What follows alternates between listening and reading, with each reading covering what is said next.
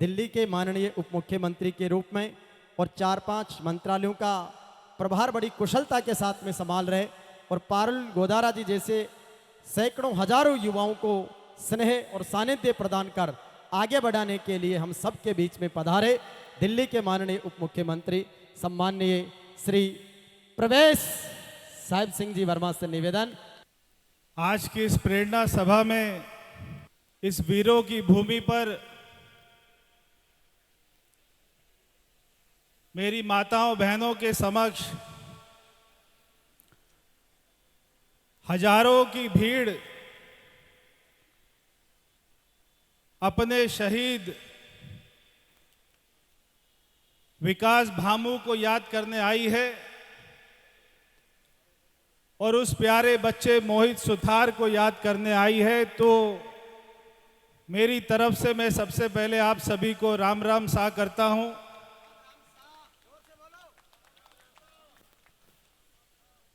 मेरे पिताजी को राजस्थान से बहुत प्यार था, बहुत लगाव था। राजस्थान के चुनाव में वो कई बार यहां पर आए। विधानसभा के चुनाव में मैं भी राजस्थान में था और लोकसभा के चुनाव में मैं प्रदेश का सह प्रभारी के नाते काम कर रहा था। 1.25 साल पहले की बात है जब मैं पहली बार पारुल गोदारा को मिला था एयरपोर्ट पर। वो मुझको लेने आया था। पहली बार की मुलाकात में मैंने उसके अंदर में एक जज्बा देखा था, क्रांति देखी थी, आंखों में रोशनी देखी थी कि वो कुछ अपने प्रदेश के लिए, राजस्थान के लिए कुछ करना गुजरना चाहता है।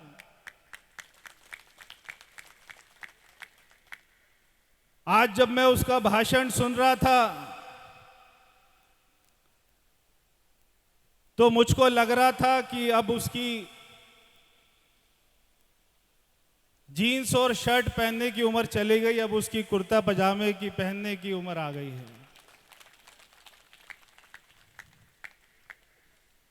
क्योंकि एक इस उम्र में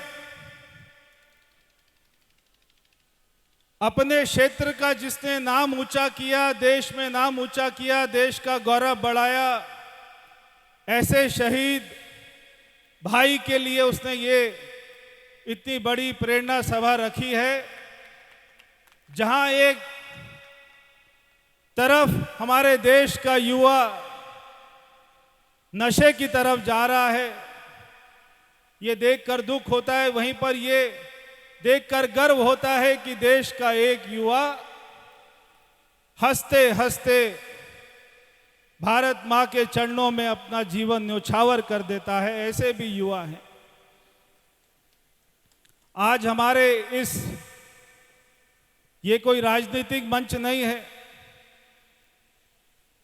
इस पावन मंच के ऊपर में मैं सबसे पहले पूजनीय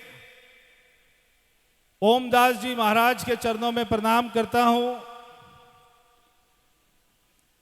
हमारे गो ऋषि और जिनका बहुत ही प्रेरणादायक भजन अभी हमने सुना था, ऐसे प्रकाश दास जी महाराज के चरणों में नमन करता हूं। मैं वो माता पिता के चरणों में नमन करता हूं जिन्होंने हमारे शहीद मेजर विकास भामू जी जैसे पुत्र को जन्म दिया। मैं उस परिवार को नमन करता हूं जिसने अपने छोटे से बच्चे को कैंसर की बीमारी से खो दिया। मैं हमारे बहुत ही आदरणीय विजय पुनिया जी को, जिनका योगदान राजस्थान में जब जाटों को आरक्षण मिला,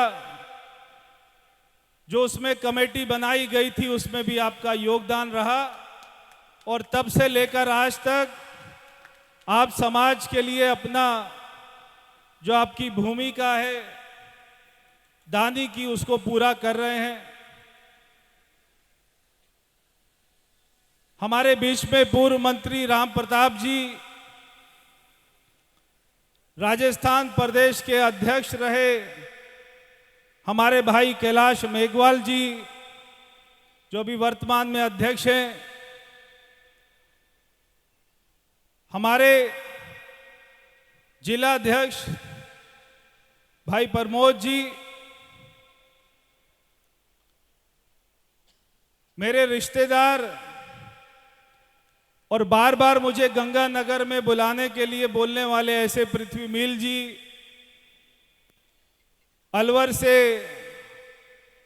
मेरे रिश्तेदार भी हैं और वहाँ के 2 बार विधायक रहे मंजीत चौधरी जी, और मैं तमाम भाई पारुल गोदारा के युवा साथियों को भी बहुत बहुत प्यार देता हूँ, बहुत बहुत बधाई देता हूँ, जो आप भी कंधे से कंधा मिलाकर पारुल के साथ में चल रहे हो और इस क्रांति को आगे लेकर जाना, ये लड़ाई को आगे लेकर जाना।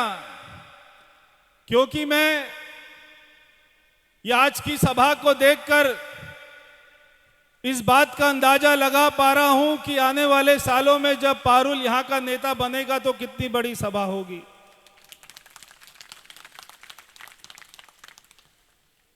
तो मैं तमाम यहां पर मंच पे बैठे सभी को मैं प्रणाम करता हूं, मेरे भाइयों को, मेरे बुजुर्गों को, मेरी माताओं बहनों को, आप सबके चरणों में प्रणाम करता हूं। आज मैं सुबह पहुंचा दिल्ली में। आपको मालूम है कि 27 साल के बाद में सरकार बनी है।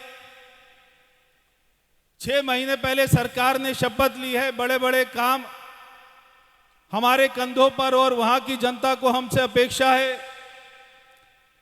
बिल्कुल दिन भर फुर्सत नहीं थी जब मुझको पृथ्वी जी और पारुल जी ने ये कार्यक्रम में आने के लिए कहा, तो मैं बड़ा असमंजस में था कि दिल्ली के सारे कार्यक्रमों को खत्म करके यहां पर आना पड़ेगा। जब भी मैं असमंजस में रहता हूं तो मैं हमेशा पिताजी को याद करके पूछता हूं कि अगर वो आज होते तो क्या करते। तो मुझे आवाज आती है, वो आज होते तो वो गंगानगर में आ जाते। तो इसलिए मैं भी आपके बीच में आ गया और यहां पर आकर आपका प्यार पाकर, यहां पे आपका आशीर्वाद पाकर मुझे बिल्कुल नहीं लग रहा मैं दिल्ली से दूर आया हूं। मुझे लग रहा है मैं दिल्ली में ही अपने परिवार के बीच में बैठा हूं।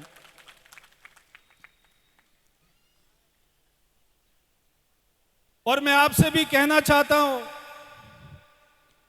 जितना प्यार आशीर्वाद आपने मुझे यहां पर दिया है, तो एक मौका मुझे भी देना। कभी दिल्ली आओ और आपको कोई काम पड़े तो अपने भाई, अपने बेटे को याद करना। मैं भी, जैसे अभी राम प्रताप जी कह रहे थे, विजय पुनिया जी कह रहे थे कि पिताजी सुबह सुबह मिल लिया करते थे, काम फोन पर कर दिया करते थे, तो मैं भी, मेरा पारुल से कोई बहुत पुराना रिश्ता नहीं है।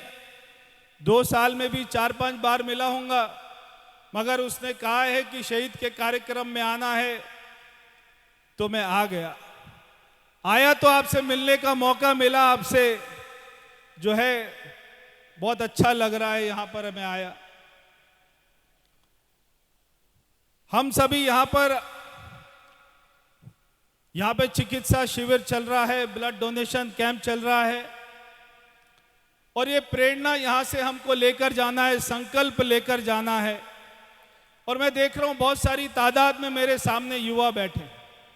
मैं सारे युवाओं को कहना चाहता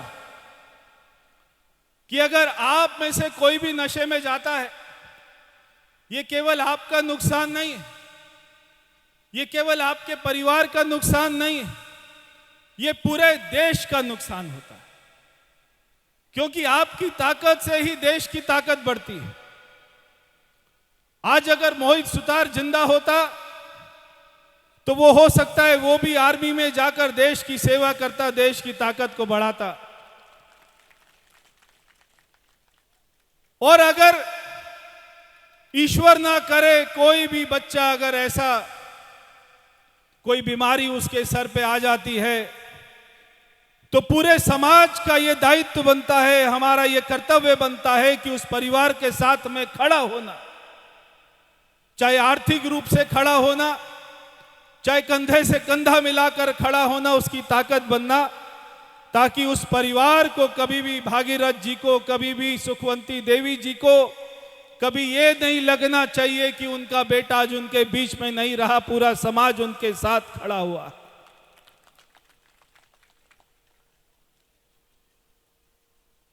मैं अभी बैठे बैठे सोच रहा था कि मैं क्या कर सकता हूं। तो विकास भांबू जी का बारे में जब मैं पढ़ रहा था तो मैंने देखा बहुत सारे जगह देश में उनके स्टैचू लगे। तो मैंने कहा हम भी दिल्ली में कोई एक जगह का नाम विकास भांबू जी के नाम से रखेंगे, वहां पर उनकी जीवनी के बारे में बताया जाएगा, क्योंकि चाहे वो इस क्षेत्र का बच्चा था, इस क्षेत्र का बेटा था, मगर उसने जान अपनी पूरी देश के लिए दी थी, कुर्बानी पूरी देश के लिए दी थी, खाली गंगानगर के लिए नहीं दी थी। तो ये दिल्ली सरकार की तरफ से भी मैं कहना चाहता हूं कि उनकी स्मृति में एक जगह का नाम हम उनके नाम से रखेंगे।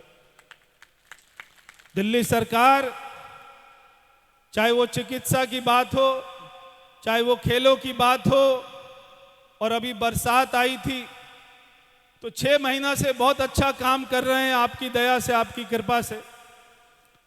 और मैं भी राजनीति में आया तो राजनीति में आने से मेरे परिवार की दाल रोटी नहीं चलती है, राजनीति में आने से हमारा घर नहीं चलता है। राजनीति में आया तो केवल एक ही उद्देश्य से आया कि मेरे पिताजी के सपनों को पूरा करूंगा और आप लोगों की सेवा करूंगा, अपने समाज का नाम ऊंचा करूंगा, देश का नाम ऊंचा करूंगा, और कहीं मेरी जरूरत पड़ेगी, मेरे परिवार की जरूरत पड़ेगी तो सबसे आगे खड़ा मिलूंगा।